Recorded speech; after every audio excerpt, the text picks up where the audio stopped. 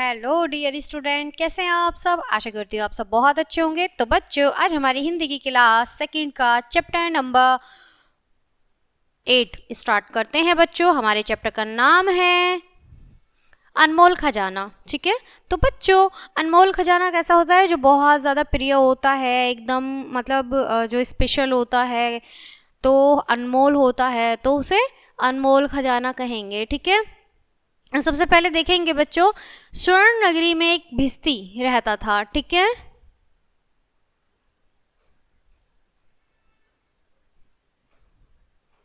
स्वर्ण नगरी में एक भिस्ती रहता था। वह दिन रात मेहनत करने के बाद भी मुश्किल से गुजारा कर पाता था। एक दिन संयोग से उसने एक पैसा ज़्यादा कमा लिया। वह रास्ते भर यही सोचता हुआ जा रहा था कि इस एक पैसे को कहाँ छिपाए। अचानक उसे किले की दीवार दिखाई दे गई। वह करीब पहुंचा और उसमें लगी हुई ईंटों को देखने लगा। उन ईंटों में से एक ईंट कुछ ढीली हो रही थी। उसने ढीली ईंट को बाहर निकालकर उसके नीचे एक पैसे को छिपा दिया। ठीक है बच्चों, कुछ दिनों बाद भिस्ती की शादी हो गई। एक दिन की बात है कि स्वर्ण नगरी में मेला लगा हुआ था। भिस्ती की पत्नी बोली, काश हम भी मेले में जाकर कुछ घरेलू सामान खरीदते। ठीक है बच्चों, तो भिस्ती की जो वाइफ थी, जो पत्नी थी, वो कहने लगी, ये भिस्ती है, ये चित्र है, यहाँ पर इसने 1 रुपया जो ज़्यादा कमा लिया था, तो इसने यहाँ ईंट ढीली के नीचे क्या करा, छुपा के रख दिया। ठीक है, तो उसकी वाइफ ने एक दिन कहा कि काश हमारे पास पैसे होते तो हम भी यहाँ मेले में जाकर कुछ खरीद पाते। ठीक है बच्चों, कुछ दिनों बाद भिस्ती की शादी हो गई है ना, यहाँ तक तो हमने आपको बता दिया। ठीक है, तो उसने कहा काश हम भी मेले में जाकर कुछ घरेलू सामान खरीदते। ठीक है,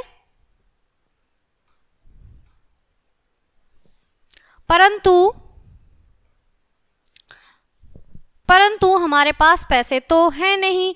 भिस्ती ने कहा, मेरे पास एक पैसा है, मैं अभी लेकर आता हूँ। भिस्ती बोला, उसे याद आया कि मैंने 1 रुपया भी छुपाया है, तो उसने कहा कि ठीक है, मुझे याद आया कि मैं अभी पैसे लेके आता हूँ। ठीक है, तो उसकी वाइफ क्या है, इंतजार करने लगी कि हाँ भाई लेके आएंगे, उन्होंने बोला है तो। भिस्ती की पत्नी ने कहा, जल्द आना। भीषण गर्मी, वह दौड़ता हुआ अपनी मंजिल की ओर बढ़ रहा था। उधर राजमहल की छत पर खड़ा राजा उसे देख रहा था। राजा ने सोचा, भिस्ती इतनी दोपहरी में नंगे पांव खुशी खुशी कहाँ भागा जा रहा है। उसने भिस्ती को पकड़ने के लिए अपने सिपाहियों को उसके पीछे दौड़ाया। सिपाहियों ने भिस्ती को पकड़ लिया और कहा, चलो तुम्हें राजा ने बुलाया है। भिस्ती ने गिड़गिड़ाते हुए कहा, नहीं, अभी मुझे एक बहुत ज़रूरी काम है। मगर सिपाहियों ने उसकी एक नहीं सुनी और उसे राजा के पास जबरदस्ती ले आए। राजा ने पूछा, इतनी गर्मी में तुम नंगे पांव कहाँ भागे जा रहे थे? ठीक है, राजा ने उससे पूछा कि इतनी दोपहरी पड़ रही है, इतनी धूप पड़ रही है, और तुम इतनी कड़ाकेदार गर्मी में कहाँ भागे जा रहे थे? ठीक है,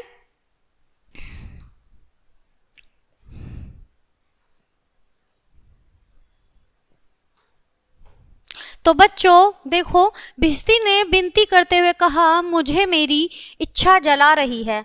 इच्छा जला रही है महाराज, धूप नहीं।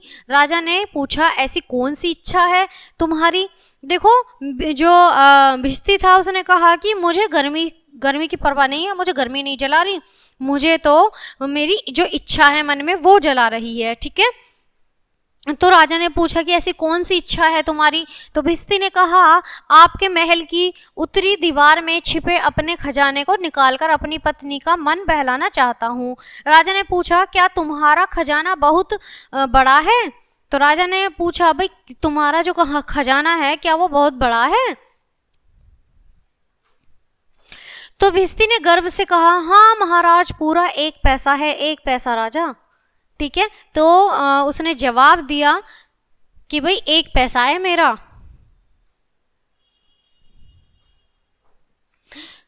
राजा का मुंह खुला रह गया। अब देखो, यहाँ पर राजा का मुंह खुला रह गया। भिस्ती ने कहा, हाँ महाराज, उससे मैं कई चीजें खरीदकर अपनी पत्नी को खुश कर सकता हूँ। आहा, राजा ने लंबी हुंकार भरी और बोला, मैं तुम्हें 1 पैसा दे देता हूँ, तुम्हें उत्तरी दीवार तक जाने की जरूरत नहीं है। राजा ने भिस्ती को 1 पैसा दिया और कहा, अब तुम अपने घर जाओ। भिस्ती ने पैसा पकड़ते हुए कहा, आप जो दे रहे हैं वह ठीक है, लेकिन मैं अपना 1 पैसा भी ले आऊंगा। राजा ने कहा, तुम वहां मत जाओ, मैं तुम्हें 2 पैसे देता हूँ। अब राजा ने कहा, मैं तुम्हें 2 पैसे देता हूँ, लेकिन तुम वहां तक मत जाओ। मगर फिर भी जाऊंगा। राजा सोच में पड़ गया। उसने पैसे की संख्या 2 से 3, 3 से 4, 4 से 1000 और फिर लाखों तक पहुंचा दी। अब राजा के पास तो बहुत सारे पैसे थे, तो उसने पहले 1 दिया, फिर 2 दिया, फिर 3, फिर 4, 4 से फिर 1000 हो गए, 1000 से फिर उसने लाखों तक पैसे उसको दे दिए कि लेकिन तुम उस 1 रुपए को इतनी कड़ाकेदार गर्मी में वहां से मत जाओ लेने के लिए, ठीक है। मगर भिस्ती ने अपना 1 पैसा छोड़ना मंजूर नहीं किया। देखो भिस्ती कैसा था कि उसने अपना वो रुपया छोड़ना मंजूर नहीं किया। आखिर में राजा ने कहा, मैं तुम्हें आधा राज्य देने को तैयार हूं, मगर तुम उत्तरी दीवार तक नहीं जाओगे।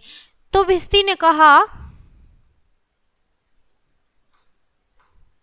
भिस्ती ने आखिर मन बना लिया आधा राज्य लेने का। राजा बोला, भिस्ती अब तुम राजा बन गए हो, बताओ कौन सा भाग लेना चाहोगे। भिस्ती ने पल भर सोचा और कहा, महाराज मैं राज्य का उत्तरी भाग लेना चाहूंगा।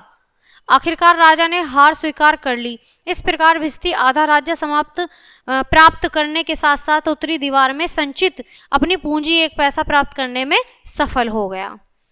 तो बच्चों देखा आपने कैसा था भिस्ती, उसने अपने 1 रुपये छोड़ना ना जरूरी समझा और 1 रुपये के चक्कर में उसने पहले 1 से 2 रुपये लिए, 2 से 3, 3 से 4, फिर वो गिनती हजारों में हो गई और हजारों से लाखों में हो गई।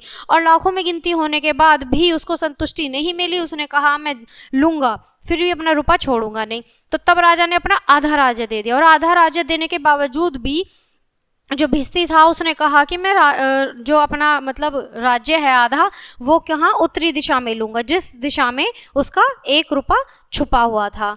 तो बच्चों कैसी लगी ये कहानी? आई होप आपको बहुत मजा आया होगा, बहुत अच्छी लगी होगी, मुझे भी अच्छी लगी। तो मिलते हैं आपसे नेक्स्ट चैप्टर में नेक्स्ट वीडियो के साथ। तब तक के लिए बाय बाय प्यारे बच्चों।